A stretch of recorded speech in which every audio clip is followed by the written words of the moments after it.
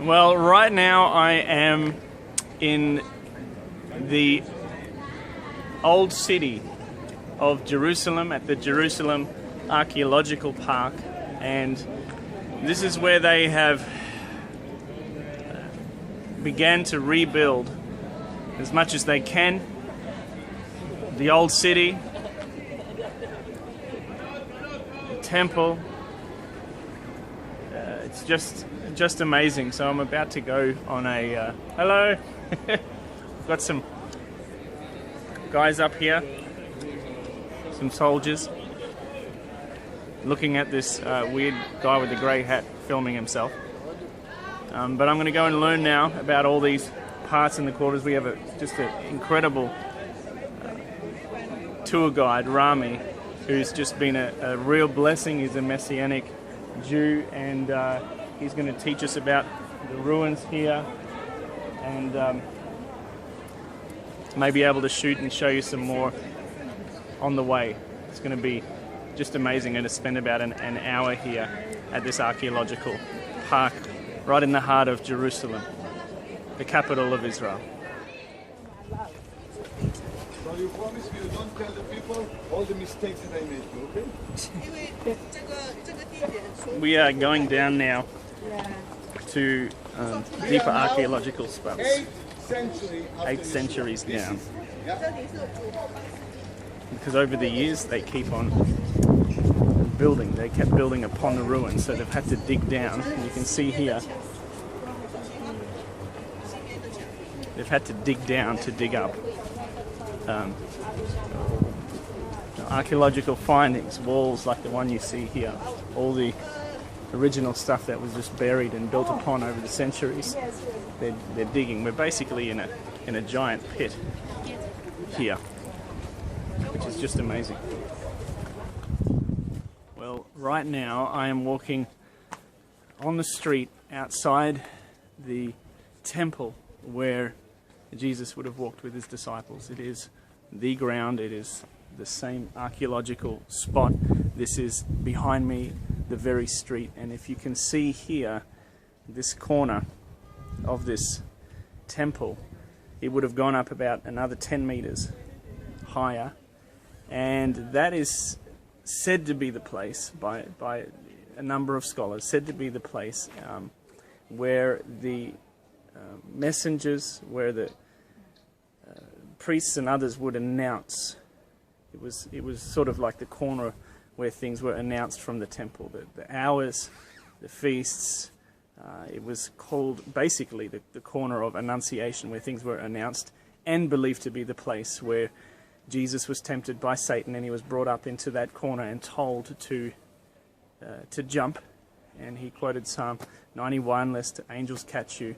And we've been learning some incredible insights, but this place is the very ground. I'm walking on the very ground, the very streets where Jesus would have walked with his disciples. It's just, it's amazing. It's amazing to be here. You've got to come to Israel, come to Jerusalem. It's your faith in 3D. It's amazing. Well, what you can see behind me is a set of stairs that lead up to the Temple Mount, the temple that Solomon built thousands of years ago. And on these very steps we stood. We sat down, let's have a look, somewhere over here. And this is where Jesus would have taught his disciples. He would have come out from the temple. There's three sort of gates up here, which was the entrance. There's a whole stack of baptismal pools, and there you would have come out of the temple and sat on the steps, and if you wanted to, if you didn't want to go home, you would listen to a rabbi talk. And so we just sat on that very step and heard some scripture being read, and it's just an amazing place. This is thousands of years old. And so I'll just walk around a bit and you can have a look.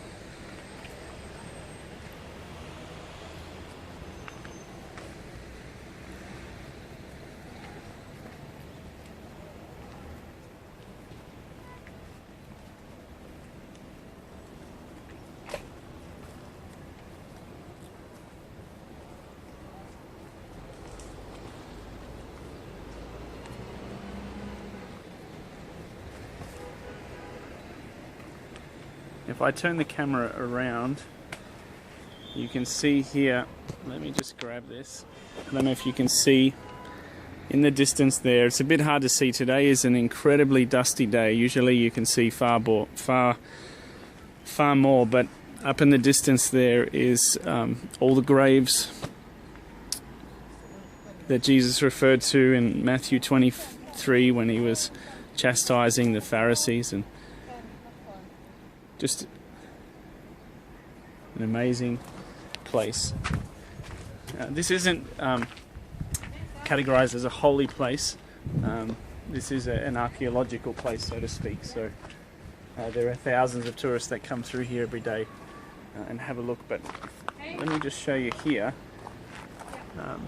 All these things here, these pits here, are baptismal pools. And interestingly, the baptism pools here hold capacity to baptize about 3,000 people, which you read in Acts 2. And the guy teaching us before was speculating, sharing his opinion, which he's very entitled to, that the Acts 2 happened here, not in an upper room, because how do you baptize 3,000 people from what was the upper room, or the upper section of Jerusalem, was where all the rich people lived. But here there's good evidence to suspect that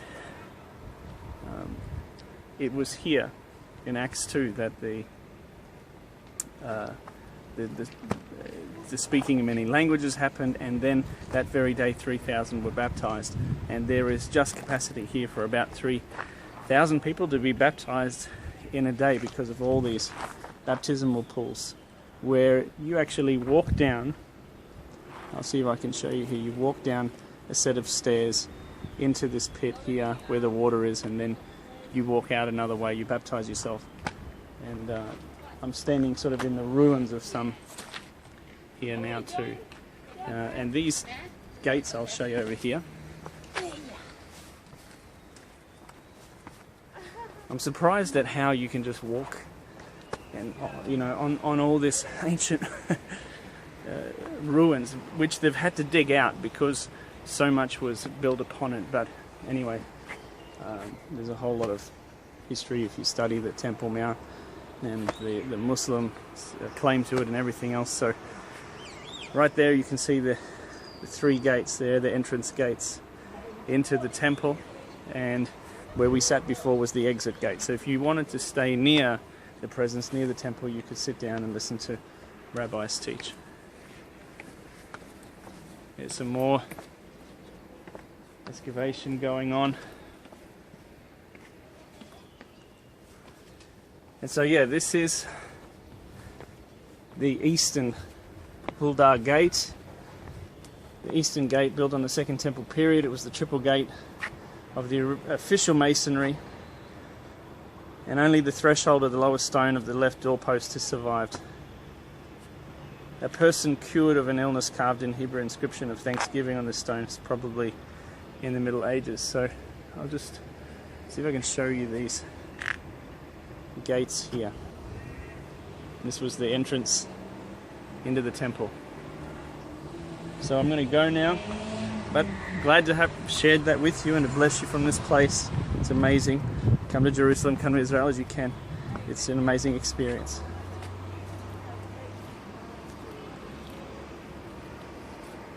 Somebody want to take a picture. Bless you guys.